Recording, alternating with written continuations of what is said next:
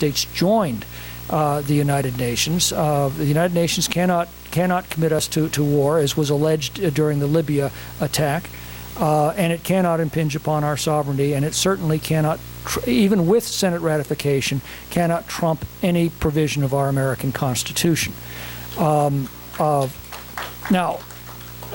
I do think the UN is a useful forum for the exchange of positions and ideas. I believe that according it any authority beyond that of discussion is very dangerous, and I think that we need to do as much as we can to curtail the exercise of powers by the United Nations. But again, we are protected, at least to the extent that in order to exercise those powers, the treaties have to be ratified by the U.S. Senate. Well, the Secretary of State can sign a treaty that puts it into the Senate, but the Senate must ratify it. He's talking about gun control.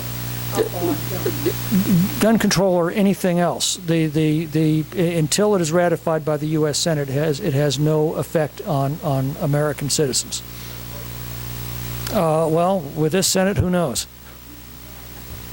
Folks, I want to thank you very much for coming tonight. I want to thank you for your courtesy, for your attention, and for your participation in this. I've said this many times before. It is the essence of our nation. The debates that go on inside of the Capitol are simply a reflection of a much larger debate that's going on among the American people. We really, I think, are at an important crossroads in the future of our country. And that's a decision that is going to be ultimately resolved not by the folks in Washington, but by the folks at Starbucks and the folks that are chatting over the backyard fence and the family dinner table and at meetings like this. And I thank you all very, very much for being a part of that.